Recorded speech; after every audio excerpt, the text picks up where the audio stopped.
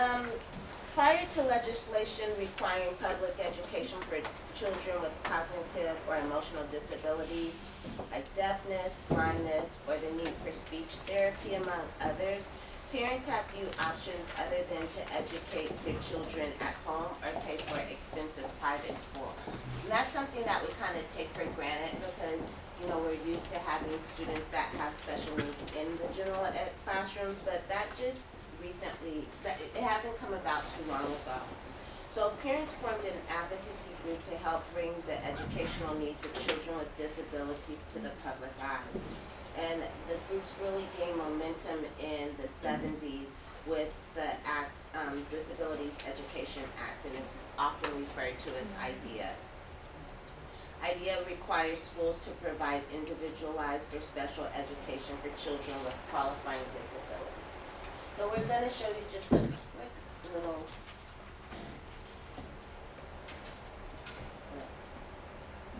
When I got diagnosed, I made all kinds of assumptions about my situation. The people who engaged me in the beginning of this process were not very effective. What they saw was a kid who had issues. They saw a kid and they made their decision about how they wanted to treat me. And sometimes what we do when we base these assumptions based on a diagnosis or on some weird letter, we treat people a certain way. I had a teacher for 3 years who treated myself and 2 other classmates as if we were truly mistakes. She was in the special ed classroom because she had to be there. She had been a substitute for many years, and all of a sudden the 3 of us had come up. I had 2 classmates. They called us the Three Stooges. One of my classmates, she had this thing called Down syndrome. She was the coolest kid I've ever met. She was one of these people, and if you've ever seen somebody like this, you want to engage them whenever, wherever you're at, and always had a smile on her face. And on top of that, she always had to give you a hug. She never asked you if she could hug you, she would just hug you, which was really weird. The first day I went to that classroom and she jumped up from underneath her desk and her arms are wrapped around me and she's just screaming, "I'm so glad you're here." I'm like, "I don't know you." That's for a year before she moved. I got a hug every day. And I know I'm a Sasquatch-sized guy. And when you see somebody big like my brother and I, people think, "Fearless, gladiator." I like getting hugs. My other classmate, he had this thing called BD, which stood for behavior disorder. Now that kid really was pure entertainment. I mean, you watch this kid and you're like, "How many Mountain Dews did you have this morning?" He's like, "None." I'm like, "I don't think you're supposed to be able to do that with your neck." "Well, can I take you home? You're better than TV." My special ed teacher, she didn't understand this. She hadn't had the education to deal with us. Here I was, the distracted, impulsive kid that was happier than anybody that I'd ever seen and always had to give somebody a hug. And then the BD kid, and she just dealt with us in the only way she could. She engaged us with great negativity. And for 3 years, this woman engaged us in a way that left scars. I'm 40. I still remember. One day she sat down with the BD kid, and I've never heard a teacher lecture a kid about how stupid he was. And here I am as a kid, and you know what I was thinking in that moment? "Glad that's not me." But she got a hold of me a little bit later.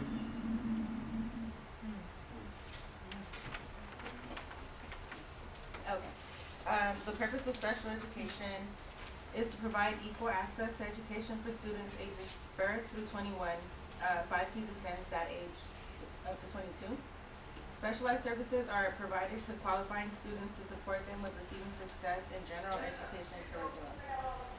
So you'll hear IEPs mentioned a lot, and IEPs are actual individual education programs. And an individualized education program is a written statement of the educational program designed to meet the student's needs. And it's a legal document. Everything, all of the accommodations or modifications that a student is entitled to because they qualify for special education services, by law, we have to provide it. Every student who receives special education services must have an IEP. The IEP has 2 general purposes: to set reasonable learning goals for your students. So there's goals that are set for students typically in the area of English, math, our students, because they're older, a transition goal as well. And there's benchmarks set to make sure that students are meeting each benchmark in regards to their accomplishments. And to state the services that the school district will provide for your child. So a student might get the speech therapy or other services outside of our of the services that we offer. I also want to cover Tier 1 instruction, and Tier 1 instruction isn't provided through the special education department, but it's services or it's interventions that general education teachers provide students. And the reason why I bring it up is because a lot of times in our department we get referrals for students to be tested for special education, when oftentimes if we discuss different interventions that are available, it supports the student and it alleviates a lot of the challenges that the teacher faces. So teachers who receive sufficient and ongoing professional development can deliver instruction that will support students with accessing curriculum by incorporating interventions when a need has been identified.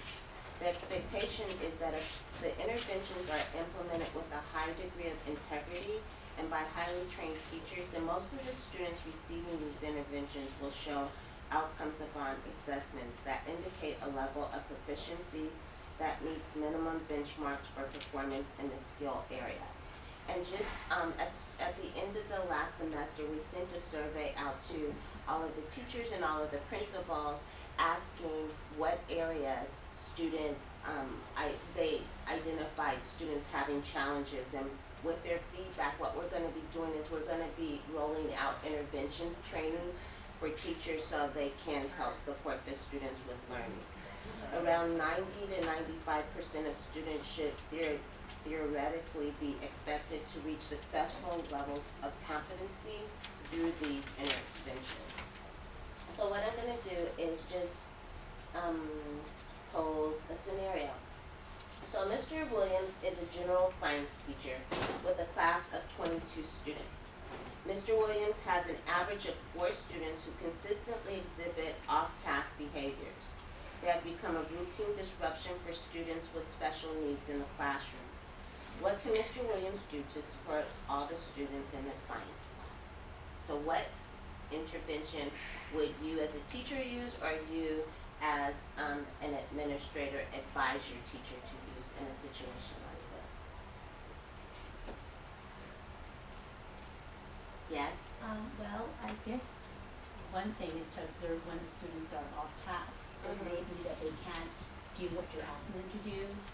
It may be that it's not exciting enough for them, and you gotta like get them more engaged. So when you think your lesson plan, you know, if that doesn't work, you have, you know, a private sit down with each of them maybe and ask what's going on, and maybe something related to like what's happening at home, if you have that confidence with them. But yeah, and then go to your principal. Yeah. So I think we'd like to have you in our special ed department. Where are you right now? I teach No, general, but that's like we have a special ed program in our school, our elementary school, and I talk very closely because a lot of behaviors that special ed kids display, general ed kids have as well. You know, so it's not that much. It's not really that different. And we kind of interchange our students. So like if one of my students is getting kind of, you know, I send them over to the next door, my next door, you know, neighbor's classroom. So yeah, I don't really see that division. Except of course connectivity and learning capabilities, but yeah, generally. right. And I'm sorry. Were you gonna say something? No, go ahead. Along with that too, in meeting with each student, I find students misbehave because they need something. There's always something they need, attention, or they need extra help, or they need something. So that talking with individuals, I always ask them, what is it you need? And it kind of sets it back because they think, you know. You're totally right. Yes. I think drawing off of both of those, I have some experience in doing interventions with younger students who maybe weren't able to articulate what they needed as well, but just observing them, like you were saying, and paying attention not only to at what point in your lesson plan, but what other external stressors might be going on, like even lighting for some people can be a real stressor depending on your diagnosis or needing to stand up, Yeah. and just paying attention to what exacerbates and what kind of alleviates these problems, and maybe adapting your class rules even, in it to enable everyone to be able to just feel more comfortable. Right. And the time of day too, I find some Yeah. students are hungry. You find out, I always ask them, did you have breakfast? Did you have something for lunch? Because a lot of times it's like after recess or the afternoon, you find out they haven't eaten since dinner.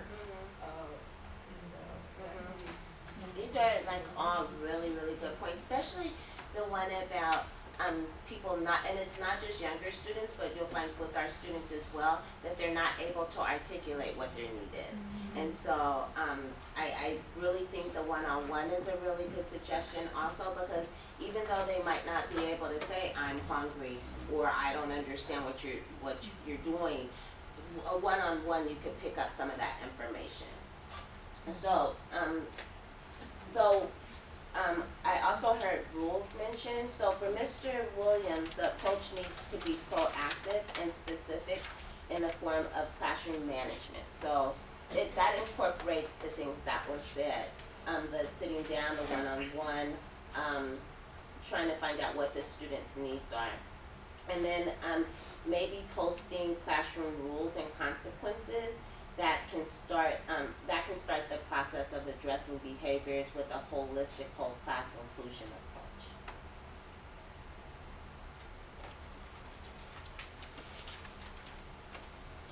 Okay, so the IEP referral process is initiated through a series of pre-referral interventions.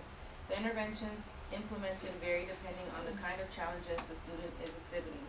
The major purposes of this stage of the IEP process are to document and explain students' difficulties and challenges, test the effectiveness of classroom accommodations and modifications, assess the power of various instructional interventions, and monitor students' progress. If pre-referral interventions are unsuccessful, an individual is referred to special education services. If a student transfers, So you heard a little comment. This is our science teacher, and his name is Matt, and Matt is amazing. so if we have a student who's transferring into 5 Keys with an IEP already, we will find out through, there's a couple ways that we will find out. So either at the point of enrollment, there's a section where the student is asked if they've ever had an IEP or been in special education. So I will receive an email from the enrollment specialist telling me that the student checked off that he or she had an IEP. Or the other way is sometimes the student will just mention it to the teacher, like I've had an IEP before. The teacher will notice, maybe the student is needing extra help. So, it's okay to ask the student. But that's another way. So a teacher will email me and let me know the student told me today that he had an IEP.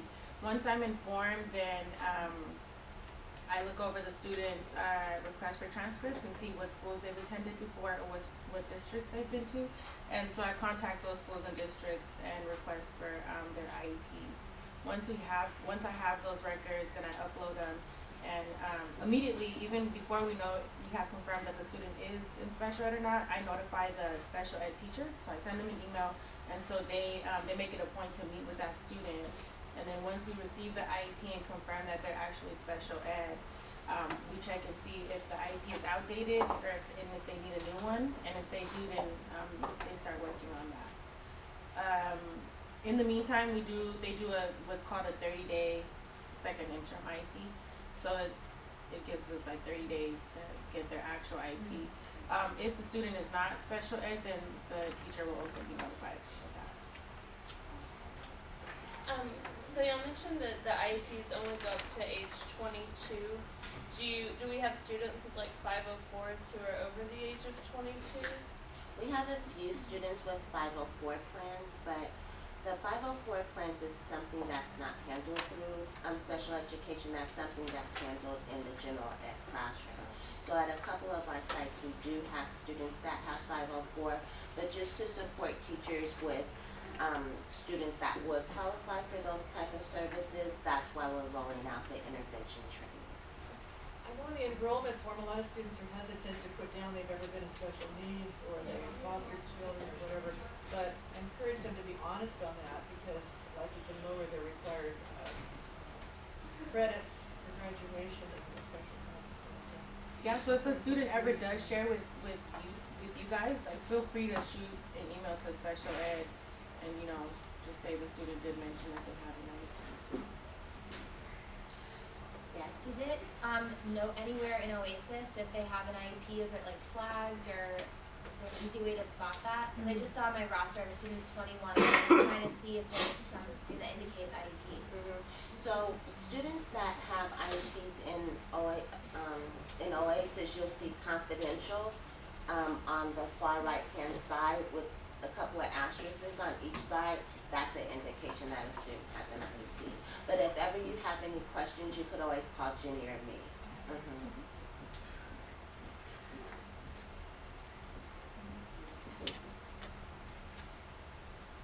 So here's another short video.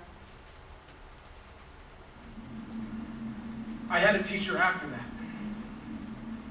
She's a hero. This woman, every single day I walked into that classroom, she created a culture of positivity. Her energy, her enthusiasm. You see, let me tell you something about educators. They don't teach because of the paycheck. Most of them, there's two types of teachers. You've got the ones that are going because they want their summers off, and then you got the other ones that are there and should be there because they want to make a difference. I work with educators all the time, and I guarantee you, it ain't that paycheck, because that ain't nothing. And this teacher, my name is Ben Glenn. Guess what? It rhymes. And it sounds really cool when people announce it. And here I would walk into her classroom, and she would announce my name like I was Michael Jordan. Coming to the classroom now, ready to study. And when you're a kid and somebody does that, you're like, yes, I am Ben Glenn. You guys are here for a reason. And I know it wasn't cheap to get here. I know that some of you guys had to buy airfare to get here, and the hotels around this place, even the Holiday Inn, ain't cheap. The parking is insane. So what? Because you are the leaders. Because you do make a difference. Because you are the tone setters. Let me be honest with you. In reality, you are the coach. And when you go back and you work with the people that are a part of your team, that's exactly what you want to coach them, that you are a part of this. Buy into it. And that is exactly what this teacher did for me. She changed my mind, my perception. Stephen Covey calls it a paradigm. And so if ever you want to get in contact with any of the special ed department, and we're going to be handing out this PowerPoint. On the last page there's our website information. Jenny created this website for us. We have special ed in Los Angeles too, and this website is actually for San Francisco. So Jenny took some Google courses and she's like, hey, I want to do a website. So it's amazing. So I just wanted to kind of show you what it looks like just so you can feel comfortable navigating around it. We had a lot of transitions over the summer, so we have new teachers coming in, and we have one teacher transitioning out and one teacher's aide that's I guess I won't be seeing it after all. And one teacher instructional aide that's transferring out of that transitioned out, but she's being replaced with a special ed teacher. So we have a total of four special education teachers that support all of the sites in San Francisco. So I think you guys are gonna have to go on when you get your PowerPoint with the information. Will those teachers be contacting us when they're coming to our sites this summer? So that's a really good question. So they, the teachers, when you go on this site, and not today, but when you go on this site, you'll see the teacher's schedule on there, and it'll show what sites they're going to be at, but the teachers won't be contacting you directly. Because not all of the sites are open, so there has to be an adjustment to their schedule in order to But have they'll be them coming for support. summer school. yes, they will be coming for summer school. 2 teachers will be supporting for summer school, and 2 teachers won't start until after So summer do we school. contact their students to tell them to come when the teachers come? No, you guys, you don't, it's not your responsibility to contact the students, the special education teachers do that. Short one, Ms. Gill? No, it's okay. You're short one, short.